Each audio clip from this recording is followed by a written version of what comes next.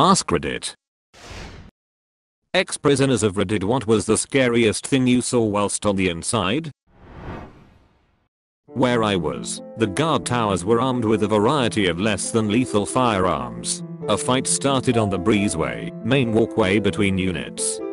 You hear the siren, and you have about 10 seconds sit on your ass and cover your head to protect from the spray.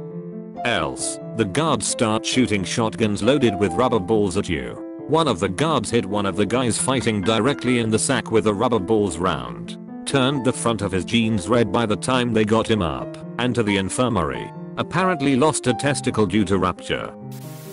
Not me, but my husband was in prison as a young adult. He said that they had a way of checking your ego in the spot he was at. The toughest guys would come up to you on your first day and ask how many push-ups you could do.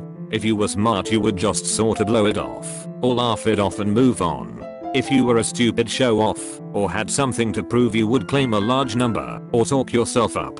If you did that, then they would be all friendly and be like, oh, let's see it. So the poor guy would do as many push-ups as they could. The tough guys would gas the new guy up, acting friendly, pushing him to do more. They acted impressed and joked around. Then as soon as the new guy had done as many push-ups as possible, they would jump him and beat him up. He would be helpless to resist because he had maximumed himself out on push-ups. Afterwards, any guy with an ego was normally really quiet for the remainder of their stay. I spent a couple weeks in county jail. On the first day, when we were all being processed into the facility, strip, bend over, spread your cheeks, and cough, we were told very succinctly to never ever even joke about suicide while in the facility. Kinda like how you just don't say bomb on an airplane anymore. By day 3, I had a good understanding of the other guys I was locked up with. I was physically the biggest of the white guys in our pod, so all the white kids huddled around my table at meals to keep away from the Hispanic folks and the black folks. Yes, there are 3 teams in correctional facilities, whether you like it or not. There was one kid in the group that seemed underdeveloped mentally. He probably had a learning disability among other things, but he essentially acted like a 12-year-old. I knew early on he was going to get himself in trouble because he never stopped talking or moving, and he was rubbing everyone the wrong way. I tried to tell him to chill out and be invisible, but he was not understanding what I was telling him. I had been there a week when the 12-year-old finally lost his cool completely. He was in the shower, singing and joking around, putting on a performance that went too far, and he pooped on the floor as a joke. After the other guys in the shower grabbed their towels and ran, he proceeded to kick the poop all over the walls and into the other shower stalls. I didn't shower for the rest of my stay, truth be told. It turned into a big scene, and then when the trustees came in to clean up the poop all over the walls, it turned into an even bigger scene. The whole time, the 12-year-old was locked in a cell near the showers, laughing and joking as other inmates had to clean up his poop and make the shower area sanitary again. State-run facilities have standards after all. The next day, everyone was looking at the 12-year-old with hate in their eyes. Kinda like Gomer Pyle in Full Metal Jacket.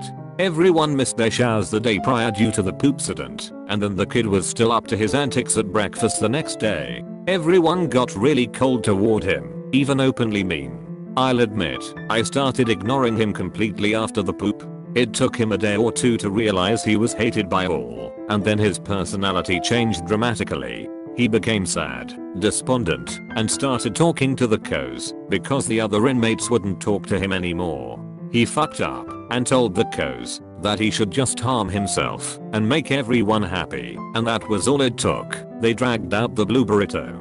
This is the scariest thing I had seen in jail. The blue burrito was a 10-foot long blue foam mat, like you would use in gym class, with 2 12-foot long red belts attached. They laid it out on the floor, forced the 12-year-old to lay on the mat, and then they rolled him up with his arms at his sides into the blue burrito. The 2 long red belts clipped together at the top and bottom of the burrito, keeping it all nice and tight. This was the suicide protocol at the jail. No counseling, no medical ward. You lose the ability to move. They put that poor bastard in the burrito around 8 PM, dragged him into his cell, and left him laying on the floor, wrapped up tight, until breakfast the next morning. Around 8 AM, the child molesters and gang members in protective custody get to eat breakfast first. Imagine being unable to move, barely able to breathe, with no end in sight for 12 hours on the floor of your 8x8 cell. My cell was up above his, and I heard him weeping and moaning in agony all night.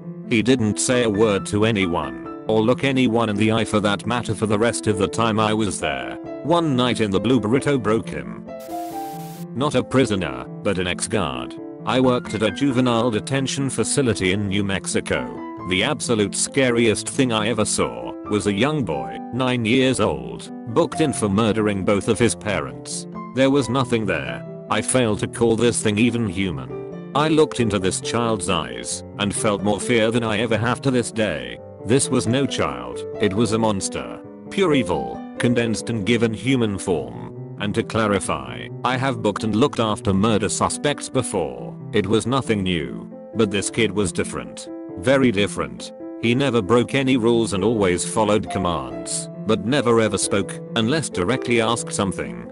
And then it was curt, short, just to answer a question. He never cried either, which is highly unusual for a 9-year-old kid in jail. He was eventually tried and transferred to mental facility, but I'll never forget the kid's eyes. It haunts me to this day.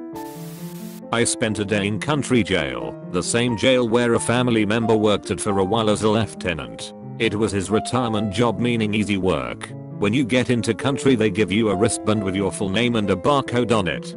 For that 20-something hours I did everything I could to try to hide my last name, because it is very distinctive and the same as my family member. I was in a min and I saw some brutal fights. But the worst thing I ever witnessed was from some idiots. They stole some isopropyl alcohol from the med unit somehow, brought it back, mixed it into drinks and drank it. They were fucked. Throwing up worse than I've ever seen, and down 4-eyed sick as fuck, screaming in agony, shriveled in a ball on the floor. I've heard of people drinking floor stripper for GHB or some shits. But fuck.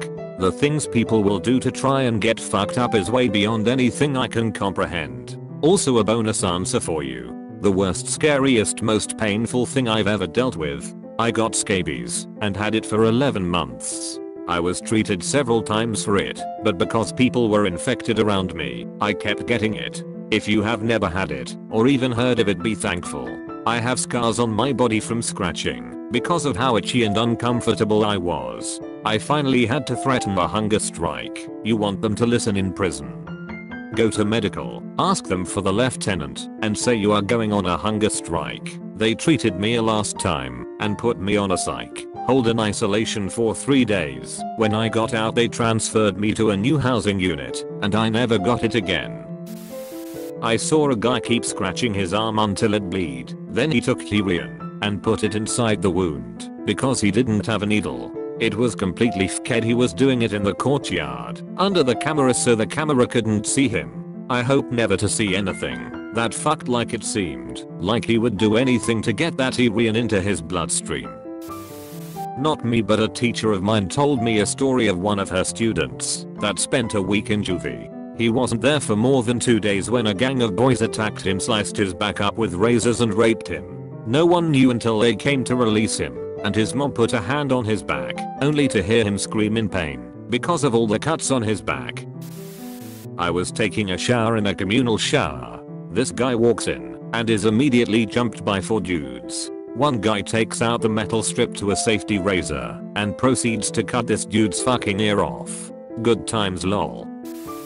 My friend used to do industrial work in a steel factory or something. He was being trained by an Honduran worker to do forging. It was a tough job, but he said the guy was very nice and really helped him to understand. My friend has an easy time becoming friends with significantly older adults. Kept telling he was a nice dude with a wife and daughter. Managed to legally adjust his status in my country with a seemingly normal and honest life. A few weeks later, we find out the dude in the local news. He apparently has been arrested for a week or so for raping his own daughter and stabbed her in the back, I believe, although it wasn't very deep cut, so she survived. That same friend worked for the police for a while, not as an officer. He told me in the prison they had this punishment where, if you commit a violent crime, the inmates would do that crime to you 50 times. He had been stabbed 50 times in the back and raped his anus 50 times as well. In the newspaper you could barely tell his shirt was covered of blood,